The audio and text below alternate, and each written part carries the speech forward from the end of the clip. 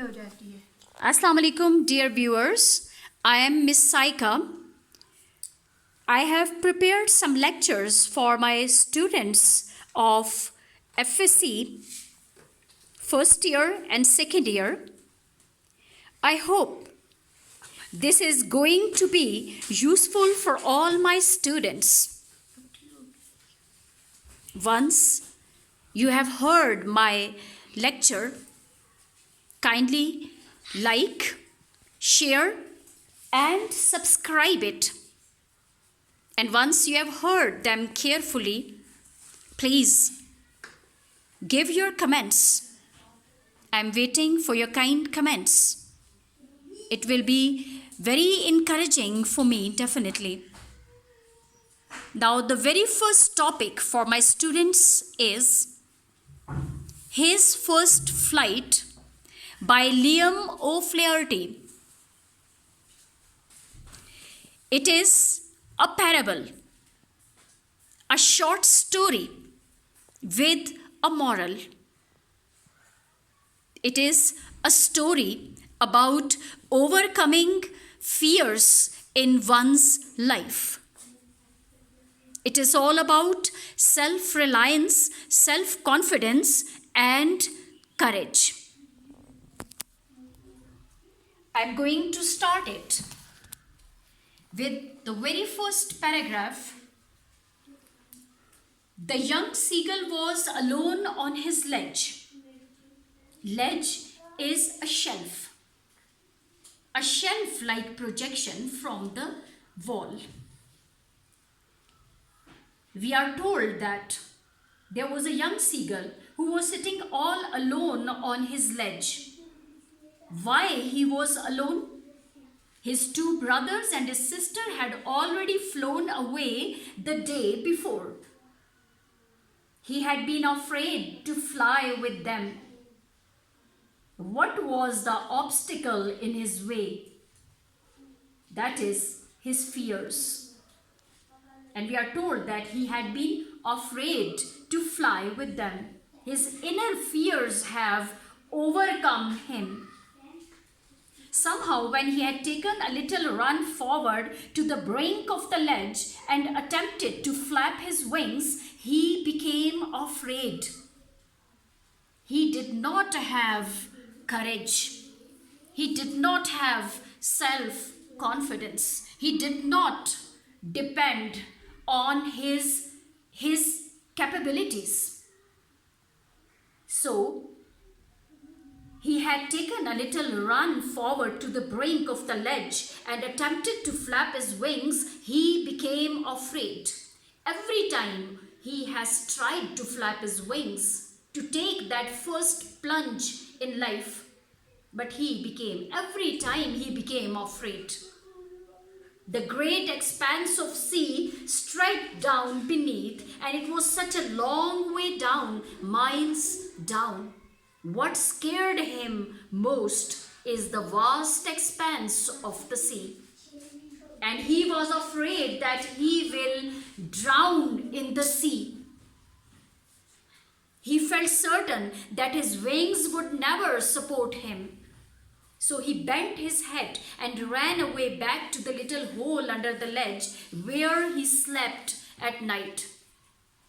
He did not depend on his wings. He thought that his wings are too weak to support him. So he bends his head, bending head in embarrassment, and ran away back to the little hole under the ledge where he slept at night.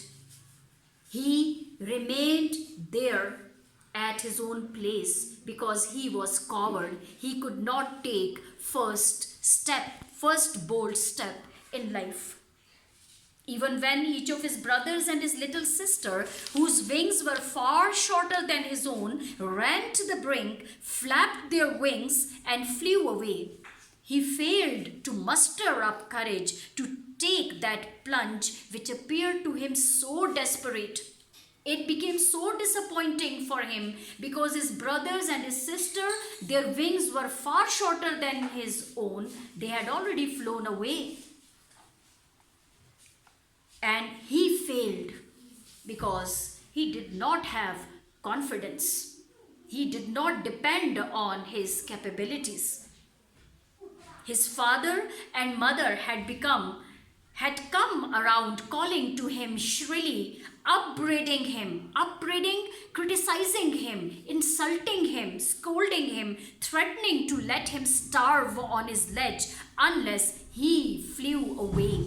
They even threatened him that they will never bring food to him on the ledge unless he himself takes his flight.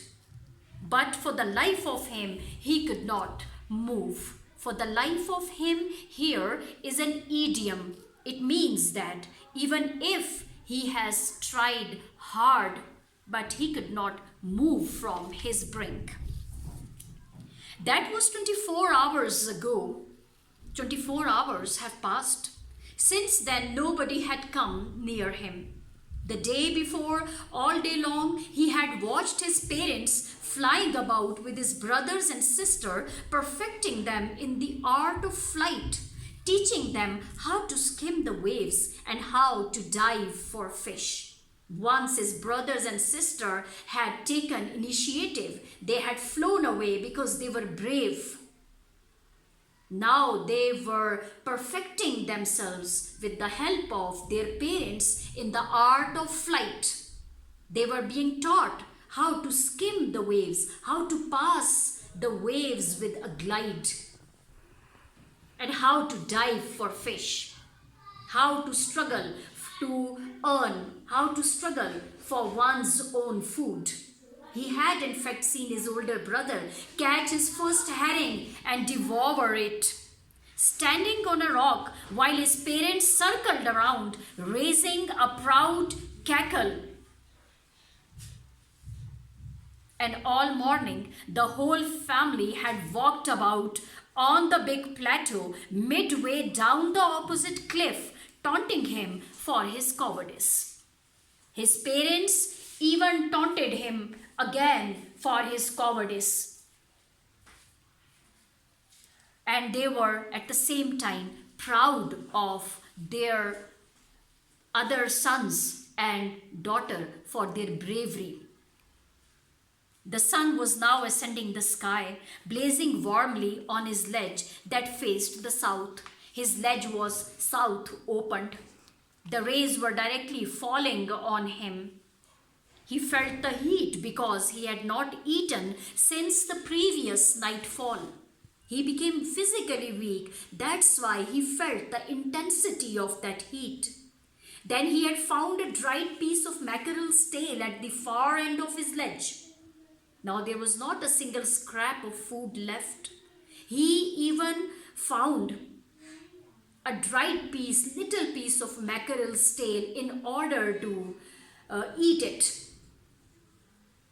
There was no single piece of food left for him. He had searched every inch, rooting among the rough, dirt-caked straw nest where he and his brothers and sister had been hatched. He even searched every nook and corner of that nest from where he and his brothers and sisters they were hatched. He had then trotted, taking short steps from one end of the ledge to the other, his grey body the color of the cliff, his long grey legs stepping daintily, very delicately, trying to find some means of reaching his parents, but without having to fly. But on each side of him, the ledge ended in a sheer fall of precipice. Precipice is a cliff with the sea beneath. All the things which scared him again and again was the vast expanse of the sea and a sheer fall of precipice. And between him and his parents, there was a deep, wide chasm. Chasm is a gap. And above him, he could see nothing. Definitely, there was a sky above him. The precipice was sheer, and the top of it was perhaps farther away than the sea beneath him. So, These all external elements scared the young seagull and he could not move from his ledge. Now, coming to the next paragraph, he stepped slowly out to the brink of the ledge and standing on one leg with the other leg hidden under his wing. He closed one eye, then the other, and pretending to be falling asleep. He just pretended. He was catching sympathies of his parents now so that they could bring food to him on the ledge. Still, they took no notice of him. They wanted to punish him for his cowardice. They wanted to teach him a lesson. He saw his two brothers and his sister lying on the plateau dozing. Now they were quite satisfied. They have achieved their target. Now they are resting. They are dozing with their heads sunk into their necks. They were sleeping peacefully once they have achieved their target. His father was preening the feathers on his white back. Smoothing his feathers on his white back. Seems quite careless about this young seagull. Only his mother was looking at him. The one person who was all concerned about him, who was worried about his young one, was his mother. She was standing on a little high hump on the plateau, her white breast thrust forward in love, in sympathy, in love of her child. Now and again, she tore at a piece of fish that lay at her feet and then scraped each side of her beak on the rock. She sharpened her beak. Now her mother puts an incentive before the young seagull. She takes a little piece of fish in her beak. Then it lay at her feet. She sharpened each side of her beak on the rock. The sight of the food maddened him. How he loved to tear food that way. His mother did the same as he loved to do on the ledge when they were living together. His mother did the same to put an incentive before him, scraping his beak now and again to whet it, to sharpen it. He uttered a low cackle. Then he was too weak to produce a sound, cackling sound. His mother cackled too. His mother gave him response in the same way and looked over at him. Now, what did her mother do? "Ga, ga, ga," he cried, begging her to bring him over some food. Now he started begging, and it is expected from the weak ones who beg. Instead of trying hard, they always beg for the things. So he begs her to bring him over some food. "Gao la," she screamed back derisively, mockingly. She mocks. But he kept calling plaintively, sadly. And after a minute so, he uttered a joyful scream. He suddenly became happy. Why?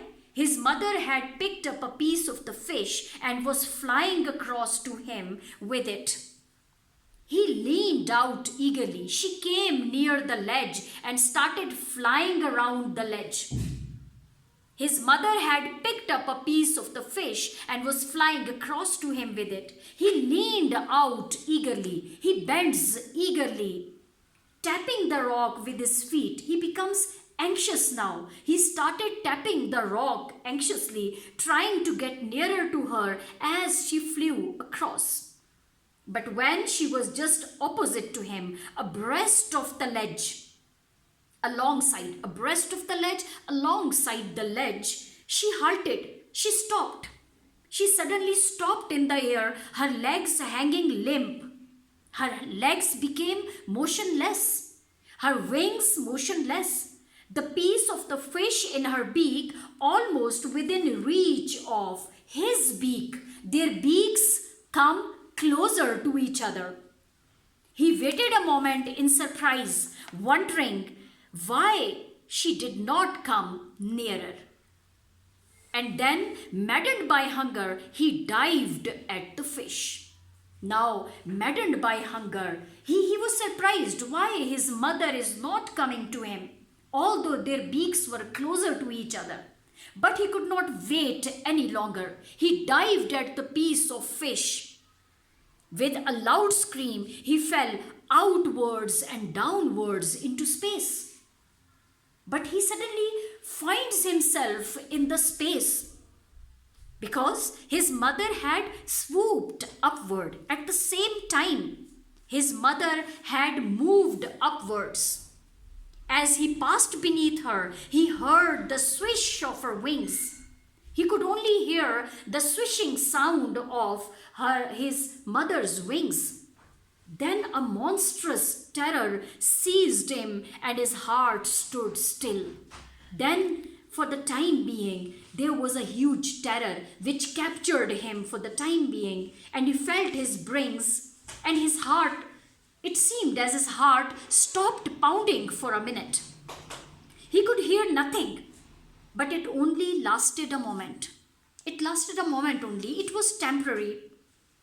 The next moment, he felt his wings spread outwards automatically. The wind rushed against his breast feathers, then under his stomach and against his wings. He could feel the tips of his wings cutting through the air. Now his wings were cutting through the air, making the way for him. He was not falling headlong now. Headlong is just with his head down.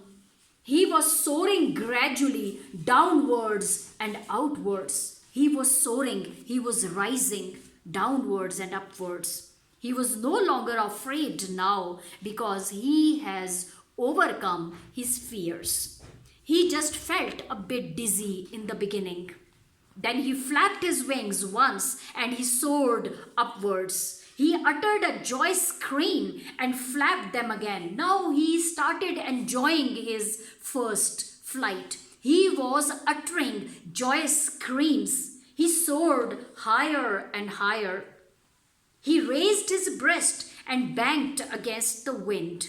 Go high against the wind. Banked against, go high.